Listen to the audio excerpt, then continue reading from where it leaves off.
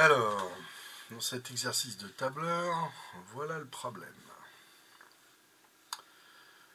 C'est un bureau d'études qui doit construire une pyramide. Alors ça, c'est un schéma indicatif, avec 20 étages. On met le premier en haut, c'est plus simple.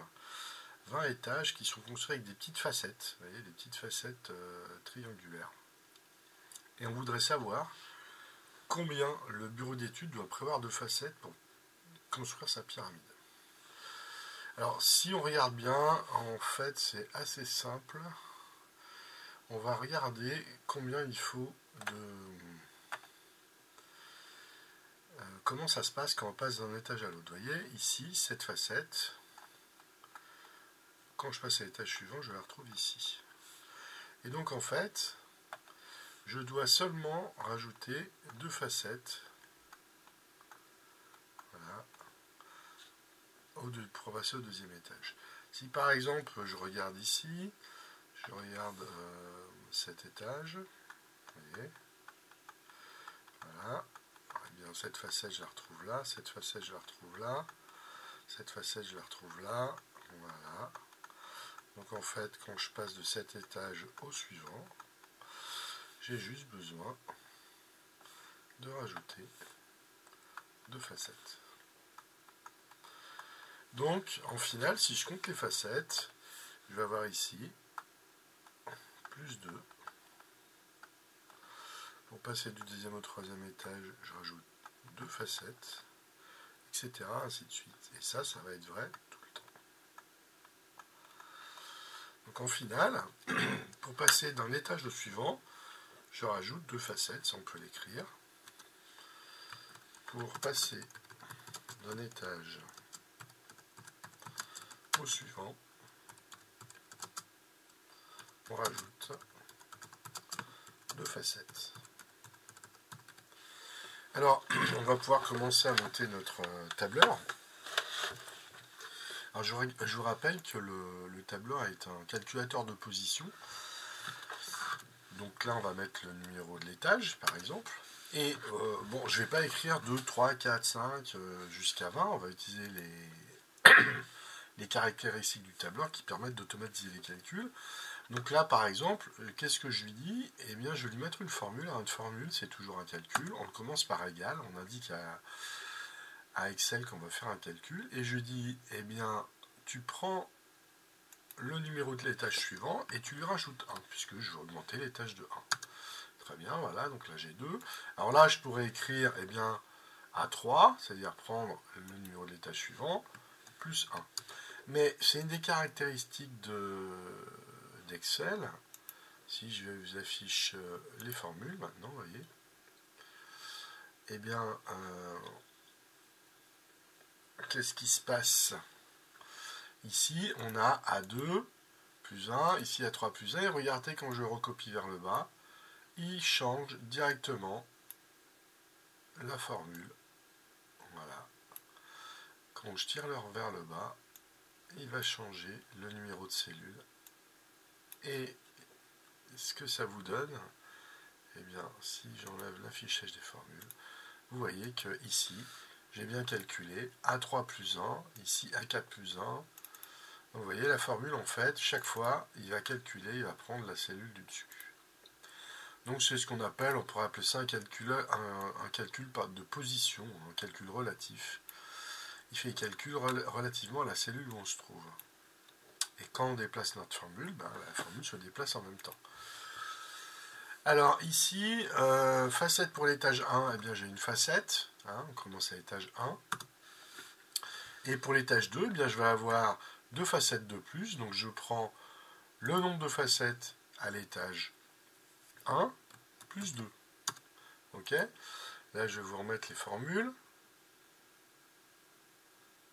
Donc, j'affiche à nouveau les formules. Donc là, j'ai B2 plus 2. Quand je vais tirer, il va me dire B3 plus 3. Il prend bien le nombre de facettes de l'étage 2, il rajoute 2. Pardon, plus 2. Et ainsi de suite. B4 plus 2. Et là, je peux tirer jusqu'à 20. J'affiche les formules. Voilà. Et là, il a calculé, en fait, le nombre de facettes pour chaque étage. Donc l'étage 20, vous voyez, on peut vérifier ici. Si c'est 1, 2, 3, ben j'ai 1, 2, 3, 4, 5. Voilà, l'étage 1, 2, 3, 4, 5, 6. J'ai 1, 2, 3, 4, 5, 6, 7, 8, 9, 10, 11. 11 facettes, ça colle. Hein, on vérifie toujours un peu ces formules quand on fait un tableur. Voilà, donc là, maintenant, ce que je voudrais, c'est par exemple... Alors, je vais faire, par exemple... eh bien... là, on va commencer ici, c'est plus rigolo. Même... cet étage, là, 4 étages.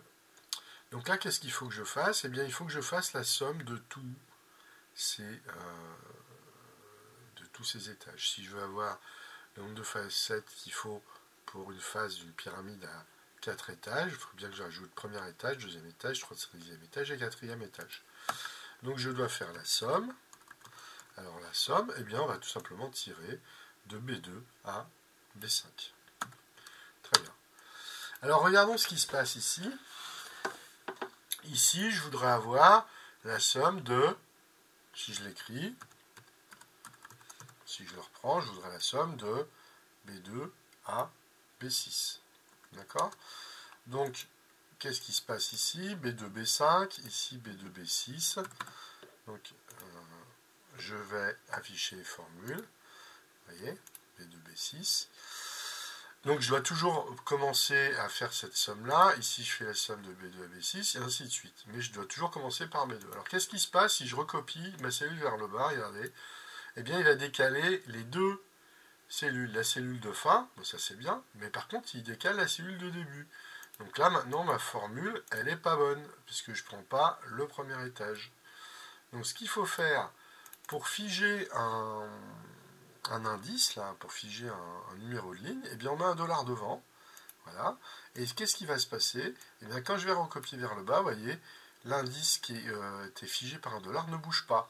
Donc là, j'ai bien la bonne formule, je fais bien la somme. Et quand je vais tirer jusqu'en bas, très bien, vous voyez, ici, je fais la somme de tous les premiers. Alors après, celle-là, on va pouvoir le recopier là, on le recopie ici. Et vous voyez, là, il fait la somme de B2 à B2. Bon. Vous voyez, là, il fait la somme des 2 étages, 3 étages, 4 étages, 5 étages, 6 étages. Et donc, il y a la somme. Donc là, on peut aller voir le résultat, afficher la formule. Donc, vous voyez, là, pour une fois, bah, on peut compter, hein, pyramide de 2 étages, il faut bien 4 facettes. Hein. Et puis, j'en rajoute 5 pour le troisième étage. Donc, pyramide de 3 étages, il me faut 9 facettes. Et voilà le calcul. Hein. Donc, ça, c'est pour une face, hein, pardon. Donc, pour une face, il me faut 400. Ici, pour une face de 20 étages, il me faut 400 facettes. Et maintenant, la pyramide, eh bien, la pyramide, c'est tout simplement le nombre de faces. Hein, si je veux 400 facettes, c'est le nombre de faces, puisque j'ai 4 faces, le nombre de facettes par face, que je multiplie par 4. Voilà. Et donc, ça, je le recopie ici. Et voilà. C'est terminé. Donc ça, on peut l'écrire. Hein. Non. Ça, on n'a pas besoin.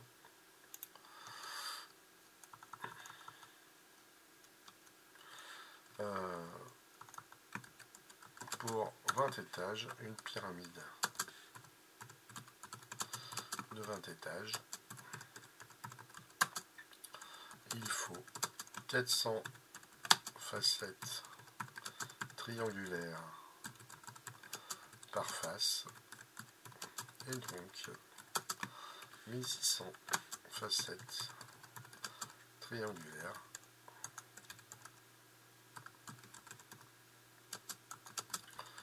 pour la pyramide.